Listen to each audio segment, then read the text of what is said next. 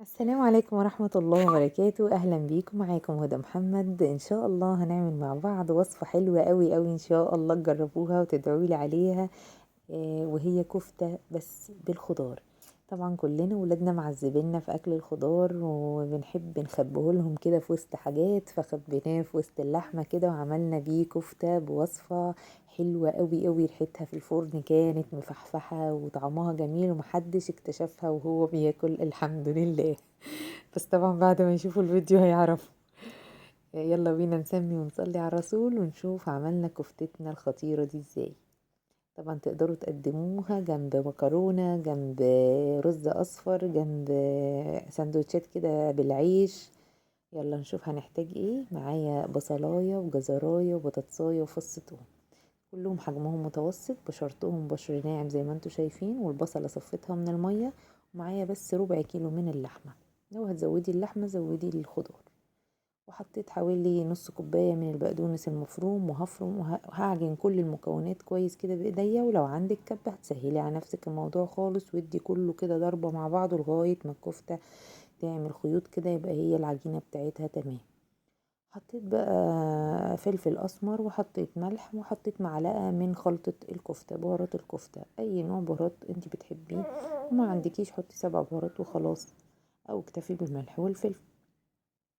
بس بتديها طعم حلو قوي وبتخلي كده نكهتها حلوة. قلبت كويس جدا جدا كل البهارات مع بعض والطعم عشان الملح يتداخل كويس. وحطيت كمان معلقة صغيرة من البابريكا. وانا هنا مش هحط نشا ولا هحط اي حاجة عشان في بطاطس، فالبطاطس هتمسك لي الكفتة ومش هتخليها تفك ولا حاجة، ما تقلقوش منها. دي مية البصل هستخدمها في تصبيع الكفتة بعد ما احطها في التلاجة شوية، حوالي نص ساعة مثلا او ربع ساعة. باقي مية البصل هدهن بالفرشة كده من على وش صوابع الكفتة قبل ما ادخلها. وانا هنا حطيتها في صينية مدهونة مسحة بسيطة من الزيت، وهدخلها بقى فرن متسخن مسبقا على 200 درجة والرف المتوسط. وهسيبها هتقعد لها بتاع ربع ساعة مش اكتر. استوت وبقت جميلة جدا. هديها بقى وش من تحت الشواية عشان تاخد لون حلو كده. دهنتها بشوية من مية البصل، حطيت عليهم معلقة من الزيت ودخلتها تحت الشواية. طلعت بالشكل الرهيب اللي انتوا شايفينه ده. والله يا جماعة وصفة حرفيا طعمها وريحتها بجد تجنن، وطعمها غير متوقع، حلوة قوي. وكل المكونات اللي فيها حلوة ومفيدة، طعمها جميل جدا. كل الحاجات اللي فيها صحية، تقدري تحطي بقى فيها الخضار اللي انت عاوزاه.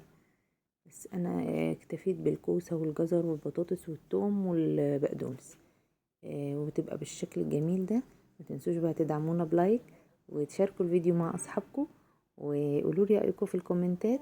وعندكم لينك جروب الفيسبوك هسيبه لكم في صندوق الوصف، وبسيب لكم كل المقادير مكتوبة في صندوق الوصف. ما تنسوش تعملوا لي كومنت وتقولوا لي رايكم في الكومنتات. سلام عليكم.